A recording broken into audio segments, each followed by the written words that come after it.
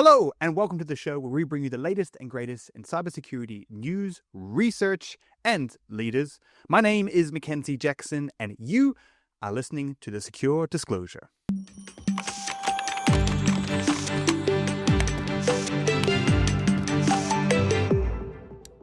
We have an incredible show lined up for you today. We're going to kick things off by talking about the NX breach. To talk about this, I'm bringing onto the show a resident malware expert, Charlie Ericson, and Guillaume Valadon from GitGuardian to talk about the impact that this has had and some very unique insights that GitGuardian were able to get. Next, we're getting a very exclusive and sneak peek into the cloud security report that Lacio Tech is bringing out in October. We're joined by James Berthoty, who's one of, if not the leading security analyst right now, to talk about what is happening in the cloud security space and give us some of those exclusive insights. And then we're finishing it all off with our Cyber Saki segment, where I get to sit down with Ashish Rajan, drink some sake, and continue our cloud theme and talk about the future of cloud security from his perspective. It's going to be awesome, so stay tuned. All right, let's get into our first segment. We're going to be talking about the NX breach. So NX was a very popular package on NPM.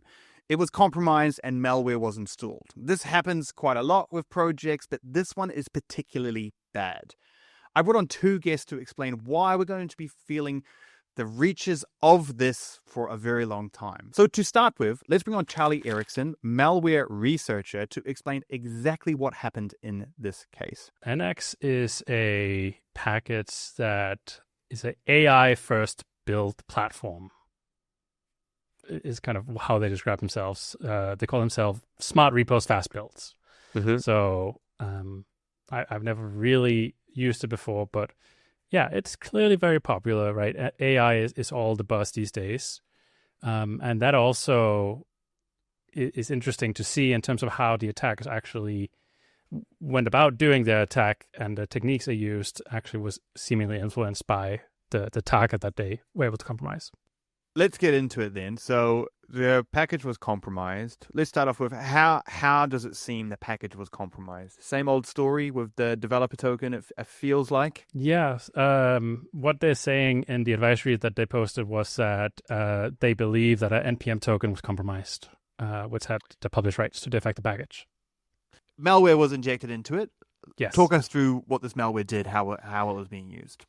Yeah, so this one is actually quite interesting because initially when I saw the top of the file, I was like, wait, this must be a false positive, because what I saw at the top was a variable called prompt. And it had this prompt about going and basically enumerating sensitive files on the file system. And I was like, okay, well, maybe our classification engine kind of made a mistake here, right? It's believing it a little bit too literally, because it doesn't seem to, right? That's not a thing on its own. But then I look further down and I see code related to actually running LLM clients. And then I see something about publishing a repository on GitHub. I was like, how does this make any sense? It's with a hard-coded repository name and no credentials, right? It will actually try to fetch the credentials from the environment.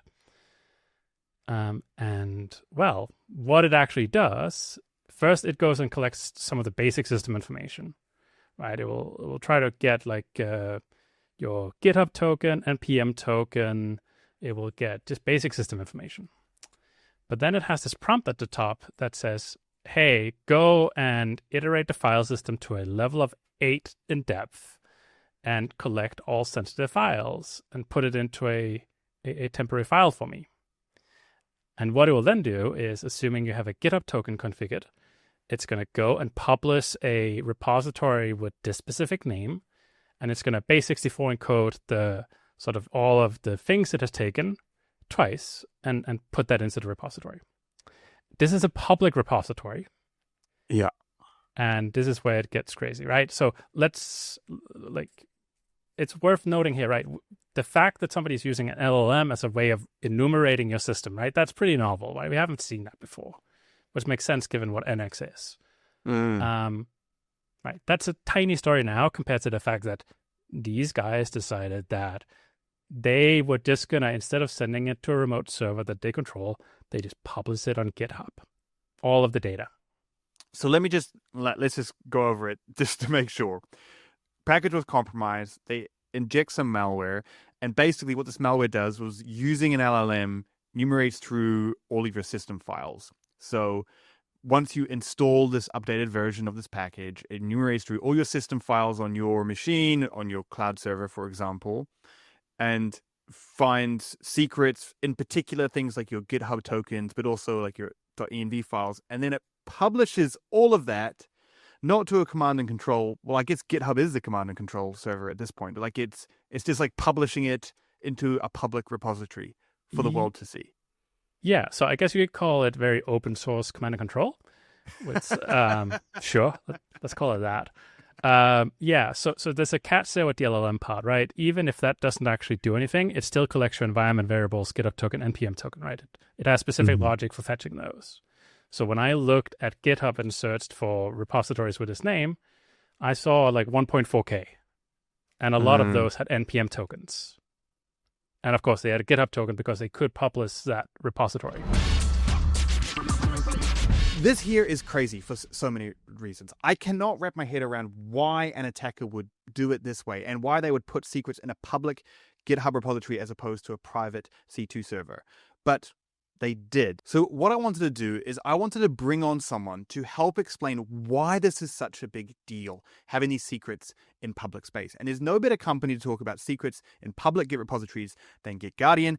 GitGuardian does wide sales scanning on all public repositories. They found last year 22 million secrets. And we're lucky to have Guillaume Valadon, a security researcher at GitGuardian, to explain to us some of the impacts of why this is going to have a long-lasting effect. Guillaume, welcome to the show. Thanks so much for joining us. Thank you. Thank you for having me. So as we kind of just recapped, the secrets were put in a public GitHub repository. Why on earth do you think an attacker would do this? Is there any kind of logical reason behind it? Okay. Yeah, my answer will be, I will say a lucky guess, but first thing, I think it's simple. I mean, the guy did a nice piece of work, like stealing GitHub tokens and valid ones, because that's the way NX works. He needs valid GitHub token to be able to help developers to do their job. So for him, it was easy to use the GitHub token and actually upload some stuff to GitHub under the developer account. So simplicity. And also for him, it's also a good way to not be traced. So usually when you are trying to trace attackers, you're looking for IOCs, you are looking for IP addresses. So for him, it's better to push it on a GitHub public account or a public service than to actually push it on a private server. It doesn't need to buy a specific server trying to hide it and so on. So I will say simplicity and deniability. And so that for the exfiltration, it's also in the first place, we don't really know how the NPM package was actually backdoored in the first place. For the attacker, it looked like a perfect operation. We don't know much about him.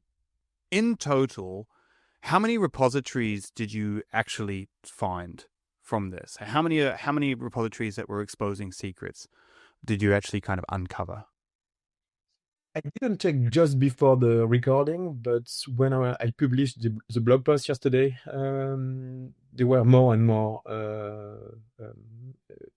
repositories being published. So when we did the extraction, we found 1,346 repositories, a bit less with actual content, close to only 1,000.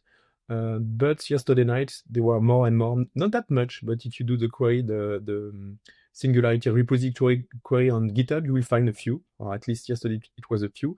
And inside, it was also possible to find secrets, and some of them were valid. So for me, I don't know why, but it seems that some systems are still using the backdoor package and are still publishing secrets to GitHub. So it's likely that GitHub will react really fast and try to block all of these patterns. Singularity repositories. The pattern is quite simple. The name, it's Singularity with a 1 instead of I, and then dash with a number. And then inside the repository, you have only one commit with always the same name, and then the file with which is result.base64. In the content was one really fun story. So every time you do this kind of experiment, getting data publicly in the wild, you will write your own code to actually get the commits, do the base 64 the encoding, and at some point my code broke, so I didn't know why. I tried to debug that, and what I got back was not indeed JSON. It was a YouTube link, and the YouTube link, if you click on it, you would get a Rickroll video. So it was really fun. So someone actually pushed some content for like researchers like us at GitGuardian to actually break their stuff or make fun of us. But it was fun. So twice, 2 people actually uploaded the link to the Rickroll video.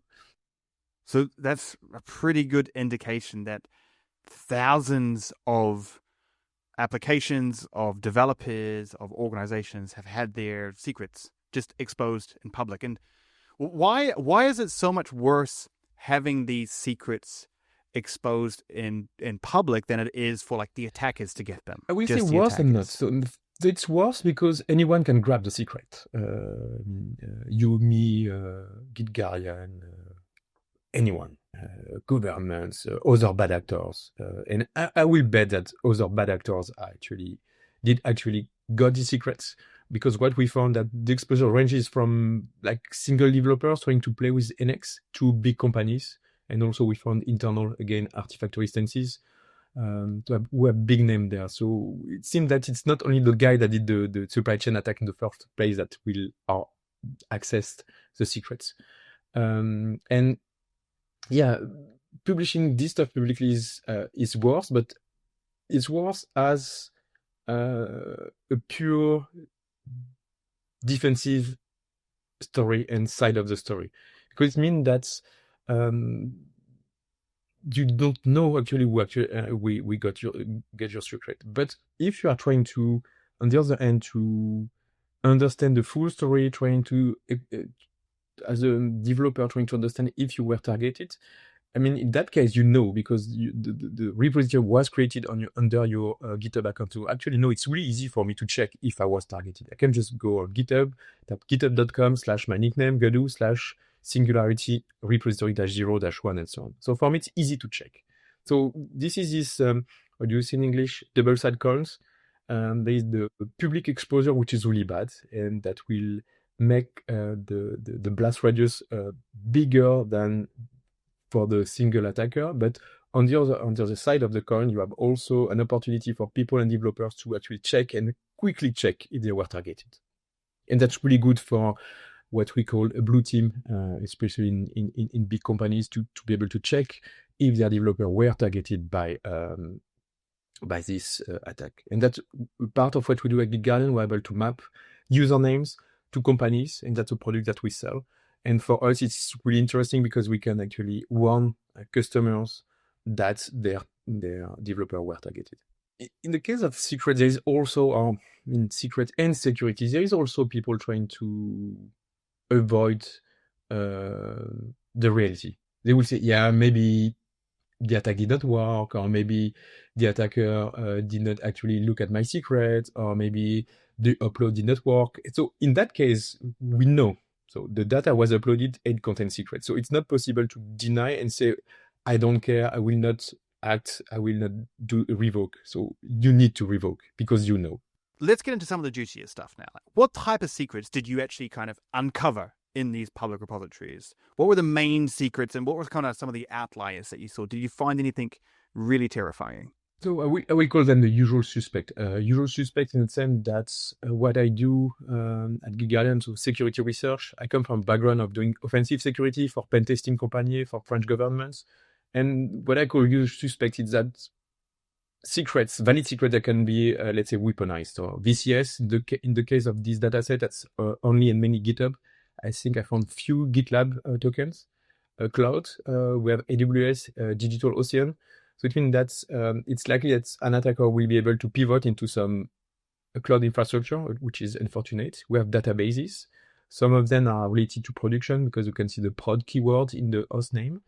And something, again, big usual suspect, artifact and artifactory. We have valid artifactory tokens in the dataset that are valid for really, really big companies. So what... it's not a big surprise because that's the token that developers will use on a daily basis to do their job, to to push code, to actually modify the infrastructure, to put data in a database, and finally to upload or download artifacts. So nothing is really standing out. But I guess that for developer, it means that they will need to take a big care of checking what is loaded in their environment variable or what was loaded or targeted, and try to remediate.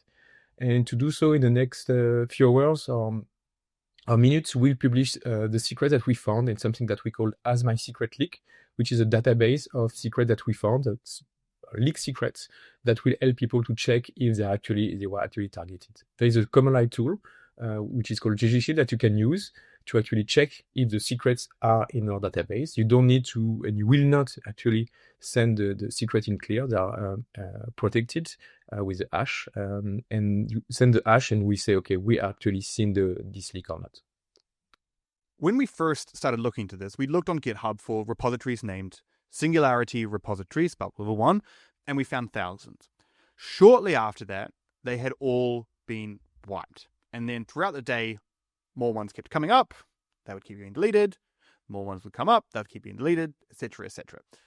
What was actually going on here? Who was deleting these repositories? Yeah. I don't know if GitHub is doing anything about it. I mean, I know I don't have any precise information, so it's just, again, guessing. I've seen two different things going on. First one, some repositories are deleted. So if you go and try to enter them, you'll go get a 404 page. So for me, it's likely that the developers that were actually targeted by the attack decided to just delete the repositories. So that's my first guess. And the other one, I think that GitHub is doing something about it, because from time to time, when you try to access a repository, you will see that it's deactivated.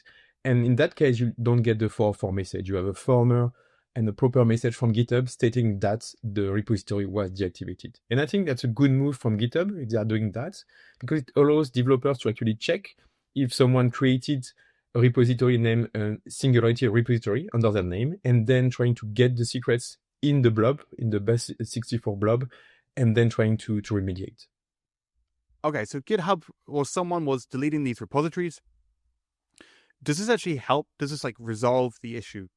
Are the secrets now gone? Basically, what we see at GitGuardian since day one, it's deleting leak is not helping at all. I mean, it helps not the leak to be seen, but the secrets are still likely available to people that donated them in the first place, and also they're still valid. So the first thing you need to do when you actually leak, or actually in that case you didn't leak anything, but someone took your secret, put them on GitHub, you need to have a look and do some kind of inventory and revoke and rotate everything. That's the only way to actually protect yourself from what happened yesterday.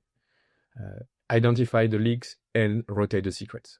I want to put you in the position of a black hat hacker now, but I want to ask you the question, what would you do to kind of take advantage of this? How would you find and use these secrets? Going back to the usual suspects category, for the VCS one, the first thing will be to actually check what can be accessed and download more code. And what we know at GitGuardian, if you have more code, you have more secrets, hard-coded secrets, because that's the way people do the hard-coded secrets. And then using these other secrets, you can pivot. For the cloud, you can spawn instances in the first place and trying to... So some people will do crypto mining, but it doesn't get you much money, but some attackers do that, or they can just destroy your cloud infrastructure. That would be the nightmare scenario. For cloud. And for DB databases, they can just get your data and try to actually leak, ask you for money. Obviously, they can also go for the ransomware stuff, trying to encrypt your data and ask you money to get you back. And for the artifacts, it could be the same thing that started the NX attack. It could be a supply chain attack, taking your artifact, putting bad code in there, and then trying to pivot and do lateral movement into your architecture. Well, Guillaume, it's been an absolute pleasure to have you on the show. I hope to have you back again, hopefully in less crazy situations. But really, I really enjoyed it. And thank you so much for coming on and sharing your knowledge today. Thanks for your time. And I hope that all of your listeners will like the content. And again, if you have any question, reach out to us. We are here to help. And now it's time to quickly mention the sponsor of this show, Aikido Security. Aikido Security is your complete code-to-cloud security solution. Aikido secures everything from the first lines of code that you write all the way to your cloud environments. Aikido's superpower is noise reduction, getting rid of those pesky false positives. I would love to tell you about all of its amazing features like its reachability analysis on dependencies, breaking changes, AI autofixes for your code, containers, and cloud, and even AI-powered human written code quality checks. But I just don't have time, and I want to get back to the show. But thank you, Aikido, for sponsoring this podcast. And make sure you check them out at aikido.dev and sign up for free and check it out today. Next, we're getting a very exclusive and sneak peek into the cloud security report that Lacio Tech is bringing out in October. We're joined by James Berthoty, who's one of, if not the leading security analyst right now, to talk about what is happening in the cloud security space and give us some of those exclusive insights. James, thanks so much for joining me here today. It's great to have you on the show. Of course. I appreciate to have been interviewed by Mac multiple times. It's a treat and a pleasure for me. Well, one of the reasons why I love to have you on all of my shows is that you're someone who is definitely not afraid to share honest opinions, which is great. Yeah, it's a fun dichotomy because I generally just try to be pretty nice. I don't know, but I know people get very intimidated by it when I do like analyst interviews with people. It's very weird, but well, let's get into the topic at hand. You have a report coming out from Lacio Tech, which is looking at the cloud security landscape as a whole and kind of the trends and the leaders in this space. It's coming out in October, but I've coerced you to give us a sneak peek into some of the findings that you discovered. Let's start off there. What are kind of the trends that you're seeing in the cloud security space right now that are kind of driving your findings from this report? Yeah, I think, I did a big piece last year on CNAP, and I think it was called like the past and future of CNAP, and it ended up being mostly historical on how CNAP developed, because it was always really interesting to me how the first out the gate people were focusing on the things that I think mattered the most from a security perspective, which is like workload protection, very nerdy runtime stuff. But then really what the market wanted was high level overviews into your assets. Like it was people learning how the cloud worked and doing security as part of that learning process more than it was like, let me buy the thing that's going to give me the most like block active attacks, crazy security development. And the main goal for this report is what is the future of cloud security in light of we're sort of past that posture stage. And the CNAP acronym, I think, has really underserved like what cloud security is for a very long time. And so the goal of the report is to break CNAP into major categories that I think will continue to last longer and let us be a little more honest about what they're doing, right? Because every CNAP has every feature on paper, and the analyst confusion is, it's easy to check the box and say, oh, I do CSPM. Oh, I have a SAS scanner. Oh, I do SCA scanning. But what it really means to make that a usable product is very different. And I'm hoping that in the report we can focus on bring out the things that vendors are doing that make them genuinely helpful or unique within those categories and bring out what they're really focusing on. You talked about kind of the categories of CNAP. So I guess like a year ago, maybe 2 years ago, it was just kind of like CNAP, and it was like people were just kind of discovering it. So like, what are kind of the categories within that you're seeing emerge, and like what do they kind of cater for in different areas? Yeah, I think that I have always drawn a strict line between the vulnerability management and scanning aspects of CNAP and the runtime, active threat detection, responding to security incidents. There's a hacker in my system elements of CNAP. Because generally providers have not been super good at both at the same time. They tend to be one or the other. And I think we're just seeing that get more and more exacerbated when it comes to acronyms like CTEM, which, Gartner has a whole thing about how continuous threat exposure management isn't a category, it's a process, whatever. But at the end of the day, you have all these tools that essentially just do vulnerability management. And they build attack paths by looking at relationships between assets. and then ingest vulnerability data attached to those assets and allow you to do prioritization, ticketing, incident or vulnerability response. And really, that's how that whole system works. And I think we've seen those turn into multi-cloud plus on-prem systems. Like, it's no longer a cloud protection thing in isolation. It's more, we're going to take maybe you've got Qualys somewhere, Tenable, you've got Wiz, you've got Orca, like you've got all these tools. We want to suck up all that data and create a vendor-agnostic vulnerability prioritization platform. That's one development. And then on the runtime development, you have this wave of application detection response providers who are bringing a level of application visibility that just didn't exist before with eBPF, and the runtime potential is just massive. And so that market, I think, is like, I just think of it as what's the best runtime, what's the best workload security tool I can buy to run and do incident detection, detect hackers getting into my stuff. And then what's the best vulnerability management tool that I can have? And really, that's the separation that I see happening. And then at the end of the day, I think providers are finally starting to realize, like, I don't know, it depends on the provider how much they're willing to admit that their AppSec offering is sort of a joke. And that's some of them are more honest than others. And every time, I've been doing this long enough now that, like, marketing people will leave companies and go to other places, and like, then they can admit that it wasn't a real offering, but that's fine. Marketing people in security, kind of stretching the truth. I never would have thought, James. I never would have thought. It's a tough position. Like, honestly, it's not usually them. Like, people internally have good senses of like what's real and what's not, and usually they're complaining about it. It's really driven. So much of the security industry is driven by like investor pressure, which is why you see everyone is now AI whatever, no matter what they were doing before. When no one's asking, like, it just comes 0% of my practitioner calls are like, what AI tool can I use? Like, it's not a relevant answer to a problem they're having. Okay.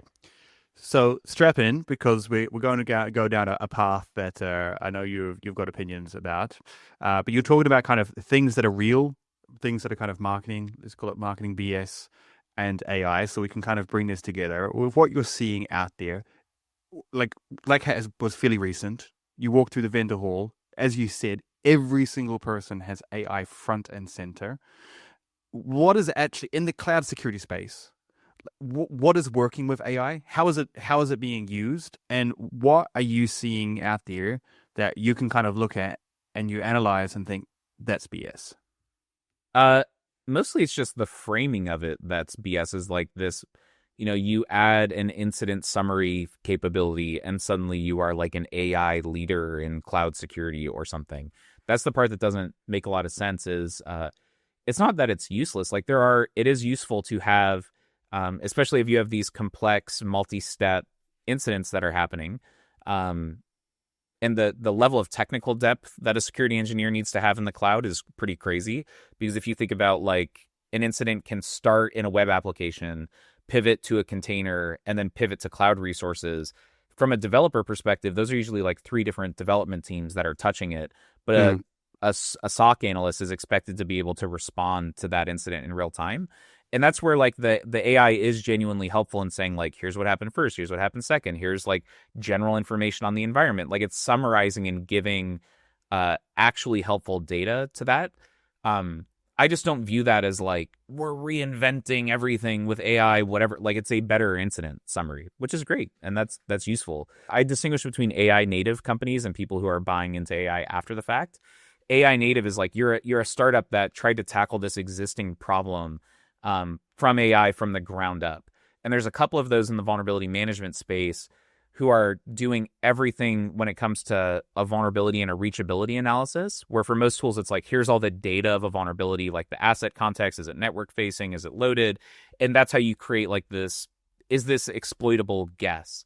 But an AI native approach, there's a couple vendors who are looking at like, how can I give an agent access to like the AWS CLI and have them try to investigate on a CVE by CVE basis? Here's the CVE. Let me read about that. Now let me go and see if this instance is accessible. Now let me try to check what is running on the instance. And whether or not that approach is actually helpful, I think is up in the air. Like, it makes some really cool demos. But I think that's a genuine AI innovation. That is an AI first approach more than like, X vendor is now AI native because they have a summary capability. With the AI first approach, you kind of mentioned in there, and I'm sure you'll probably expand on this in reporting, that it's unproven yet that it's going to be super, super useful.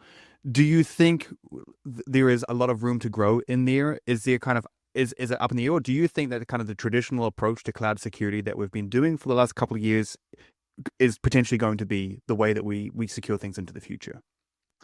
Yeah, that's a great question. And I think it goes back to that separation between the posture and the runtime side.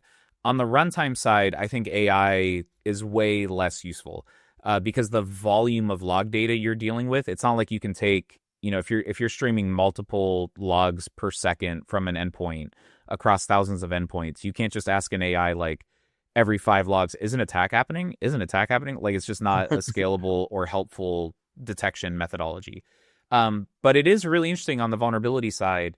The challenge with vulnerability management is that every vulnerability is so unique. Like, even you were posting about the latest is it NX malware today? That's a really unique malware vulnerability, and every single one of these is like such a unique. How do you exploit it? How do you what configuration has to be in place to do it? And I think that's where AI can really do some good investigative work. I mean, even the malware detection that you guys are doing, being heavily AI based, like it's great at that. It's great at static analysis. It's great at detecting fishy looking things, which is what SaaS scanners have always been trying to do. Is like, hey, this looks bad, and that's sort of what AI is really strong at. And so to me, it just really depends on. I think there's a lot more potential for AI on the vulnerability management and like static analysis front than there is in anything to do with like runtime detection pieces. That makes total sense. And it's definitely with like the computational requirements of AI at the moment. What you talked about the logs is like totally true. And I do worry in this kind of AI first world that we're getting AI to do tasks that's beneath it. That static rules would be so much more performant, and I imagine, but you do it with AI so that you can say that you do it with AI, and then you're an AI first company, even though the value isn't there. In fact, it's probably worse. There's a ton of this with there's a lot of like open source like GUIs and report dashboard stuff with AI that I see a lot of people running towards. And I don't know, like on the fly report generation, like it's always okay, but it's never as good as like a tunable search that I can turn into a graph. And that's where I think the AI revolution is not as big or immediate as a lot of people sort of want it to be, where I'd rather just have the AI translation interface between, proprietary vendor query language and natural language. Like, that's more interesting to me and helpful than we've re-envisioned everything from the ground up. Like, the new product is a text box and now type whatever you want. And then I don't know what I want. Like, I want to browse the assets and figure out stuff. So secure my app. Yeah, that's what I want. Honestly, yesterday I did a demo that was literally the demo, was typing secure my app. And then James, I'm conscious of your time, but I do want to ask kind of a final kind of question to you. And I want to go forward from what you've seen and putting together this report. We're 4 years down the track. What feature or what capability has won a company the race? What do you think in 4 years is going to be something that will be very significant and will kind of create leaders emerge from it, or change leaders around?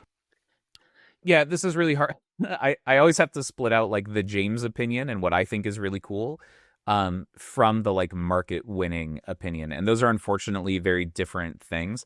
But my hope for both, the technology that's unavoidably relevant and cool, it's hard to market and it's hard to position well, is the application detection response stuff.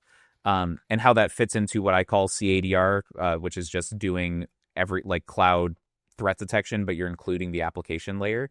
There are so few vendors doing it because it's so technically challenging to do, and the results are so meaningful that it's hard to describe until you use one of these tools and like see, oh shoot, like every vulnerability finding is interesting because I can see the functions of code that are executing on these vulnerabilities. That really the runtime application context, because Raspi was so difficult and time consuming to implement as a solution, has been just so overlooked. And so that's the technology that even if it doesn't create some multi-billion-dollar, thing, which I think CADR could, but by itself, I think ADR is in a tough position to do that. The value that practitioners get out of it and the technological difficulty of doing it is unquestionable. So it's the thing that I'm just consistently the most excited about, impressed by, and all of that. No, that's awesome. Well, James, thanks so much for taking the time. Really valuable. If people want to find the report when it comes out in October, how can they kind of get on the wait list or be notified, or where can they see it when it comes out? You can either go to the existing Substack, which is pulse.lacio.tech, but I should be plugging the brand new and improved lacio.com that I just turned on a couple days ago. So it's sort of, it's in soft launch mode. I haven't posted about it or anything yet, but that will be the premier location to find the report. The premier location. I love it. Exclusive here. You heard it here first on the Secure Disclosure. Thanks so much, James. I can't wait to have you back on the show, and I really appreciate all your insights. Thank you so much for having me. Now, it wouldn't be an episode of the Secure Disclosure without Cyber Saki. This is where we take a key security leader and we take them down to the Cyber Saki bar. This is our last Cyber Saki statement from our black hat makeshift Saki bar, but it was a really good one, if I don't say so myself. Ashish Rajan needs little introduction. He's the host of the Cloud Security Podcast and the AI Security Podcast.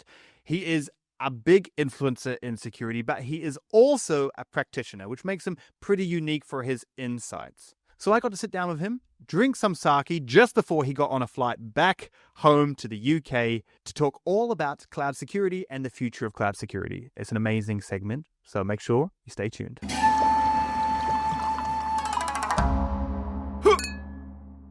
All right, welcome to another episode of Cyber Saki. I have a very special guest here. Thank you for having me. Oh, welcome. You're kind of like a bit of a celebrity, so thank you for coming onto the show. But maybe if someone doesn't know who you are, maybe give a quick introduction of yourself. For the two people on the internet. So the two people on the internet. My mom hasn't met you yet. Yeah, okay. We need to change that for sure. My name is Ashish. I've been in cybersecurity for a little over 14 years. I started my career in identity, worked through AppSec, security operation, security architecture, cloud, did a lot.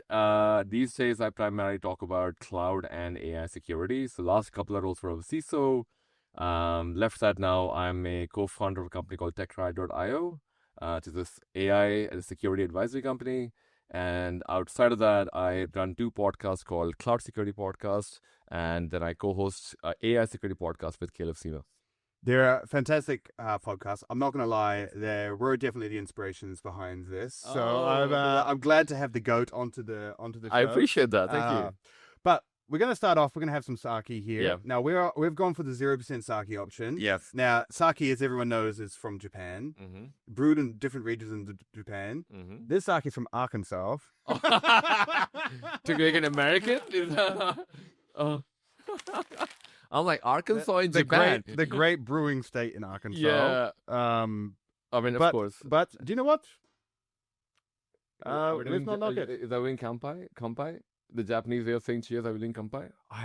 I should know this, but I have zero idea. No, so, it's kampai. Yeah, kampai. There we are. Oh, I think you were right. It is very fruity. Yeah, it is fruity. It's in a nice way. I think I quite like it. Yeah. I quite like it because it's refreshing. Yeah. And I think especially if you don't want alcohol, but you want that similar refreshing taste, that's a good one. Oh. Yeah. Everyone's kind of surprised when they have it. I got to say, everyone kind of likes it. But let's get into the topics. So you've been kind of dealing in cloud security for a really long time. Yep. From your take of the market, what's happening right now, what is the biggest threats that we're seeing currently with cloud security? I would start with maybe a better way to explain this is cloud security as a space over the last couple, I want to say last decade has evolved quite a bit. There's a problem statement we started with, which was visibility to begin with. Mm-hmm. And around that time, the biggest quote unquote threat people had was misconfiguration, S3 bucket open to the internet. That was used to be the very common theme. Like endless S3 buckets, 100%. like being pinged. Yeah. Yeah, but now I say 2025, most of the organizations that I speak to, they have kind of figured out that part of S3 bucket. Like the S3 buckets that are open to the internet now are intentionally open to the internet. So that kind of problem has gone away. So now it's a lot more about the complexity of, hey, I have a resource that has a vulnerability because it's using an OS that is perhaps using an open source library, which is not patched. And then that is also given permission to an S3 bucket. So because that resource is facing the internet with a vulnerable OS or application, with an access to an S3 bucket, it almost has to be a kill chain, for lack of a better word. It's not as simple as my S3 bucket is open to the internet. Yeah. It's almost like you need awareness of cloud security or at least cloud resources to know that, these 1, 2, and 3 resources, if you interconnect this is how you would form a kill chain today. So the threats are a lot more complex. They're not as simple anymore. But in terms of, can't talk about anything without talking about AI in 2025. So the people who are at least SaaS providers who have a lot of domains that they manage, they have seen an increased traffic of AI bots coming in. Now, AI bots, not just AI bots are different from your regular bots because they are smarter, quote unquote. The point being, and I was the first time I heard, I'm like, what do you mean they're smarter bots as well? So they're using AI bots for doing SMS frauds. They're using AI bots to doing DDoS in a much smarter way. They have coordinated attacks. There's nation state. It's taking many forms. But AI hasn't gotten to a point, and we talk about this all day on AI Security Podcast, we haven't gotten to the doomsday part yet, where it's automatically going and doing something in the cloud environment or in any other environment for that matter. Someone has to still trigger and validate and get to the bottom of 0 day before you can actually get to something. Because that seems to be like the next step. There's a lot of talk around AI pen testing, which is kind of like, basically some buzzwords here. It's got agentic models kind of being able to go in and attack things. Yeah. Do you think we will get there? Like, and I guess from this point of view, maybe not looking at it from the pen testing side, but from an attack side. Yeah. Will there be agentic? You think there will be? So actually, funny enough, because we are recording this as Backhad. Yep. And DEF CON had DARPA's competition. I think it's called AICC. Which is basically a competition where you win $1 million for producing a fully autonomous agentic AI attack and remediation AI agent. And I may be butchering up the description completely, but essentially the idea is that every team would create a piece of AI software or agent or whatever that turns out to be. They'll hand it over to DARPA, which is the defense and something of America. They run that every year. They'll give it to you in a airtight airbox environment, and basically DARPA would go ahead and trigger it, and it would just let loose on an environment, and it needs to find out 0 days, identify what they are, and fix them as well with a certain amount of accuracy. So the top 2 teams that made it, I think it was Team Atlanta and the Trail of Bits. The interesting part here is that, to your point about how much of AI can do this, the team that won was heavy on AI usage. And I don't know if the rumor is true, but essentially they ended up spending about $100,000 on the inference of it, which kind of works out if you're getting $1 million back for 100,000 investment. It's a you want to be pretty confident that it's gonna work. Plus, in Vegas terms, that's a good gamble. Okay, yeah. Well, we're not going to the same casino. I mean, maybe, but in this scenario, the team that won, I believe the accuracy was quite high, over 50% accuracy. It found 0 days and patched them as well. Wow. So, and obviously I did not go into the details of it. This is me hearing it from multiple people, because I was asking the same question as you are, because I was curious from an AI security podcast perspective as well. Like I say, how far are we from this thing? Like, can this actually happen? And then the follow-up question to that was, people who are experience, like people like you and I and others who are in this field, probably watching or listening to this. I felt pretty. That's Yeah. pretty good. Yeah. You know what I mean? People like you and me and you. I mean, we've got a few grays to prove that we have some time on this. But so there is going to be no concept of script kiddie after a while. It's the AI power is going to completely revolutionize. Yeah, like we don't have to be a Metasploit expert. Yeah. We don't have to be a NCAT or whatever the command line used to be. I don't have to, like, the script kiddie concept would just go away after a certain point. Where it would become interesting is that, is it a combination, and this is what the whole debate we had was, is it a combination of an experienced person with an LLM having higher productivity to be able to find more interesting things? Mm-hmm. Or is it the fact that I just have basic information, I've never done a pen test, but I have a great LLM provider or an LLM service that I just go attack and just goes and does it. And obviously the question is about accuracy and all of that, but keeping that aside, your modern script kiddie is just going to basically subscribe to a service of this LLM and go, I want to find all the SQL injections in the world. So, I mean, this is kind of like terrifying for me in two very different ways. Yeah. So the first way that this is terrifying is like, oh my God, we're going to essentially have extremely high production, high value attackers just roaming around everywhere in the form of these bots. Yeah. All right. Yeah. But then you kind of look at it at the other side of things, and it's also kind of terrifying because it's like, we're also going to have something similar on the defensive side, presumably. Yeah. So what's the role of cloud security engineers in the future? Like, it's kind of like at one place we're going to have like super engineers and we're going to have super attack, and like it's that what happens when an unmovable object meets an unstoppable force, right? Yeah, I feel like we're kind of is this everything going to explode? I didn't share the even more scarier part, the DARPA thing that I spoke about. Mm-hmm. That thing is going to be open source. Okay, fun. So that was a condition of going into the competition as well, that it has to be made open source. So that means both defense and offense have equal opportunity. Yes, yeah. But the challenge is the defense obviously would have a lot of red tape around them for how far can they go with it, where the offense team would not. No, yeah. I mean, that's where, to your point about like unstoppable objects, like, that's kind of where that, and I think it is true to an extent, but bringing it back to your AppSec people, CloudSec people, GRC people, SOC for that matter as well, it would definitely, and it is already enabling quite a bit of productivity for a lot of people. The percentage of it is different for a lot of people in terms of if you're a really large organization, you maybe as a SOC level 1, you are looking at a mountain of cloud security logs, whether it's on AWS, Azure, Google Cloud, and now maybe AI workload there as well. Maybe if you're an AppSec person, you're also going through a lot of SAST results, which used to be a pain in the ass as well for a lot of people. Yeah. With the number of false positives. So the level is getting abstracted quite a bit in terms of how far you can get with it. But I still feel because we have a lot of red tape, we would still be slower.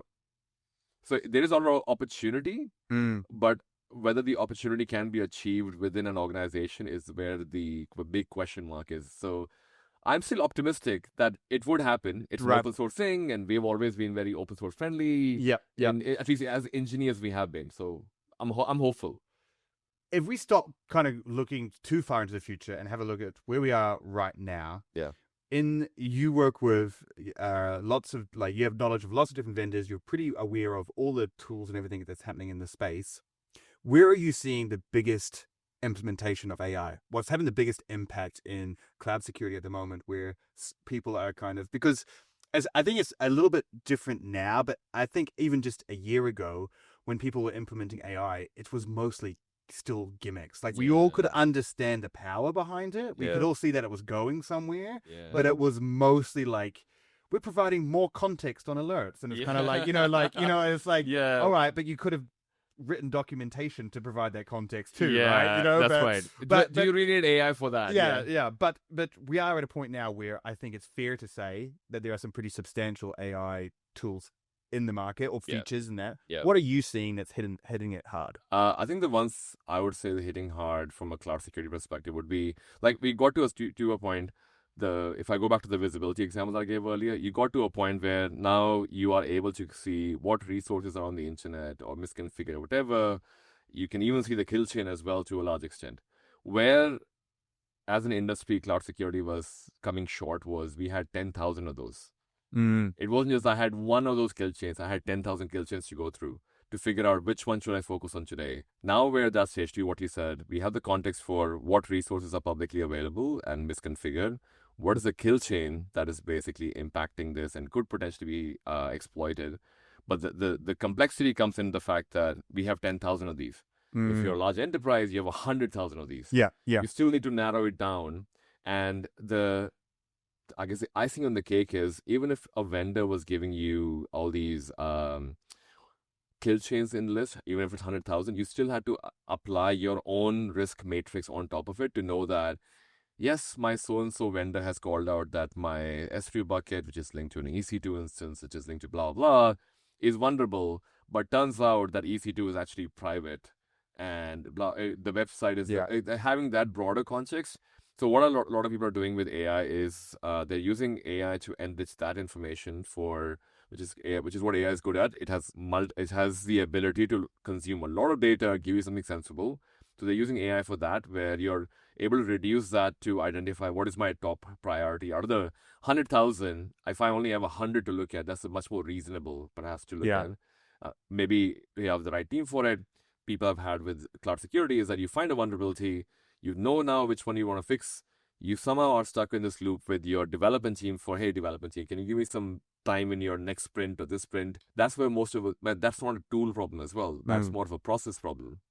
And so realizing this, what a lot of people have started doing is now they're having the ability to go shift left, which means they can allow you to have a pull request being created with that information that was generated by AI for, hey, potentially if you do this change on your Terraform template, that would resolve it. Let me just create a pull request for you, which you can review and attach to the pull request. Yeah. So now you're more in line with where they are. So I think that's where the AI power is coming from, where it's increasing the amount of integration people are having. It's also enriching the information that perhaps you had to create your own matrix for.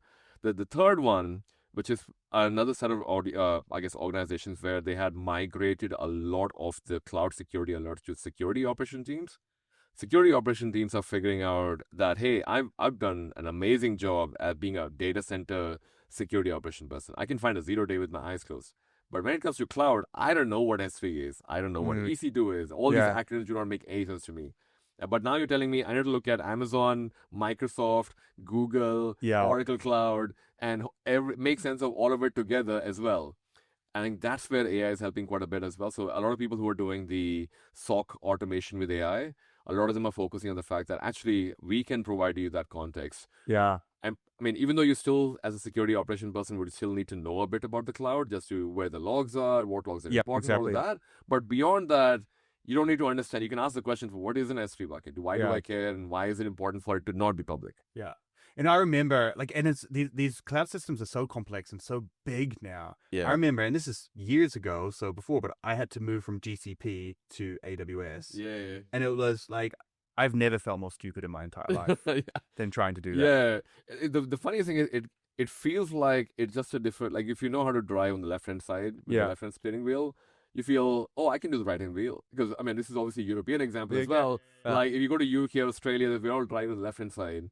But in everywhere else in Europe and in America, you're driving on the right-hand side. I mean, as a European, as an Australian or British person, I come into America, I can drive this car. You get on the road, I'm like, oh my God, like this is completely different. And it's not like, it's not on the highway that you get in trouble. It's when you're trying to turn down some back alley. Oh, yeah. Or the roundabouts. Yeah, it's like the exact opposite of your roundabout. It's like you're looking the opposite way. And then, I use that analogy because a lot of times, a lot of managers have asked their team for, AWS, right? Well, how difficult can GCP be? You could be on, the same compute, same storage. Whole different story. Yeah, you know Python.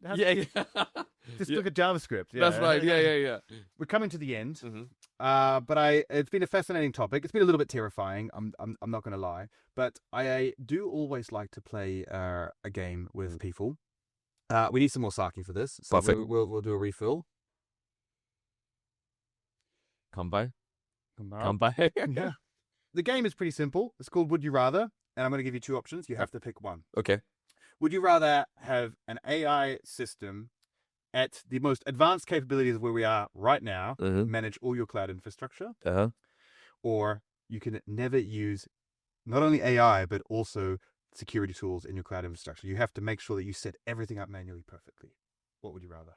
I would rather have the AI take over. Really? Okay. yeah, All yeah, right. yeah. Bold move. Yeah. Futuristic. Yeah. And I definitely feel, I know I spoke about some of the scarier parts as well, but in reality, I think the plus definitely outweighs the negatives around it. Yeah. And I think that's where I'm like, well, because I can then try and solve better problems than the monotonous ones I may have with 100,000 alerts. Would you rather have your application be running out there in the internet with absolutely no firewall, so completely open, but you're able to use security tools whilst building your application? Right, okay. Right. Or no security tools. You're just going to trust everyone's coding perfectly. No CI/CD pipeline, just straight out there, but you have a firewall. What would you rather? You know what? Even though I lean on the A option, but just to be controversial, so people have some hate comments, I'm gonna go for the B option. I'm like, no, leave it on. Put a firewall on. Everything should be fine. I mean, you can't get in, right? What's the problem there? Totally. Well, I do want to give another shout out to your podcasts, the Cloud Security Podcast, and also the AI Security Podcast. So there'll be links for that in the description for everyone that wants to check that out. And I thank you so much for coming here, spend this time whilst we're at Vegas to come in here. You've got a flight to catch, so I won't keep you too long, but it's been brilliant, and I really appreciate you coming in. Thank you so much for having me. I really appreciate that. Thank you. Well, that's all we had for you this week. We're coming at you with another episode next Thursday. It's going to be a great show. I'm very excited. We have some very special guests lined up, so make sure you subscribe to the channel. Give us a 5-star rating if you're listening to this on a podcasting platform, and until next week, stay safe.